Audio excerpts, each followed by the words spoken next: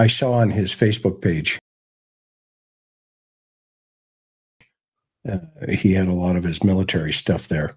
And one of the pictures he has anybody checked out his Facebook page, Josh? Have you seen it yet? I have some, yes. Do you see how he's got Vikings? Yeah.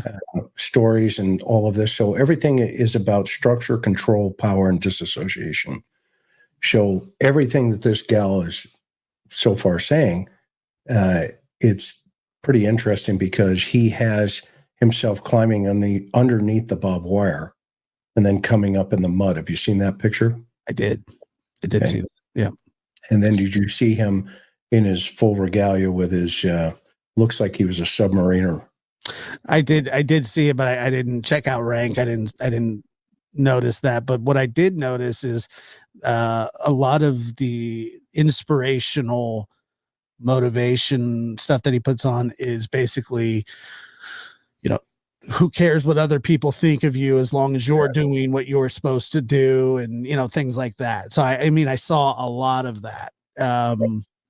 And you're right. Yeah. A lot of structure, control, and a lot of that can be military life, but typically, I mean, I don't know. I mean, but I totally get what you're saying. Well, military, right, is, that structure and control is one thing, but then if it disassociates yourself from your family environment, then that goes into a different category, right? So, because what happens when these folks sometimes come out of the military, and I'll just share with you, obviously from in the San Diego area, where we had Camp Pendleton, we had 50,000 Marines, and we had a lot of 20,000 sailors down in at 32nd Street, et cetera.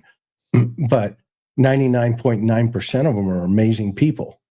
They're not beating their wives at home. They're, not doing things that, putting their kids' beds out on the front lawn, that kind of stuff, right? I mean, that stuff's not happening. So I'm curious if he lost his status internally to his, his personality in relationship to when he got out of the military.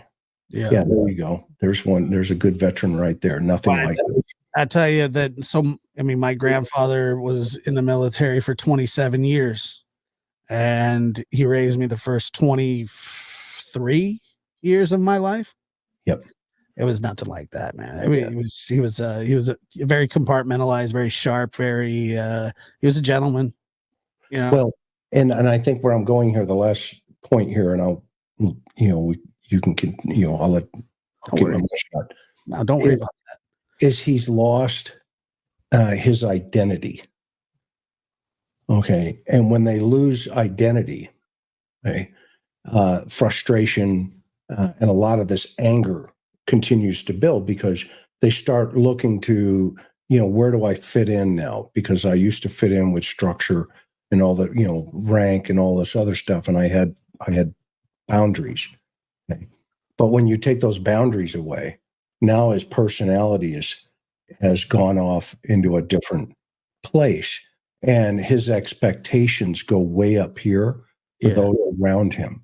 And so you can never really hit those expectations in family environments. And my fear is Sebastian, thank you, potentially could be a byproduct of not hitting those expectations. Because if he has a propensity based on what we're hearing, and we don't know if it's true, so it's, all alleged. Yeah. Right. I mean, from the bio dad, right? We're hearing things about how he treated Sebastian, and then we hear things about, Chris himself saying, yeah, I hit him with a belt. And the mother going, well, kind of, she was in the exact same position Katie is in right now.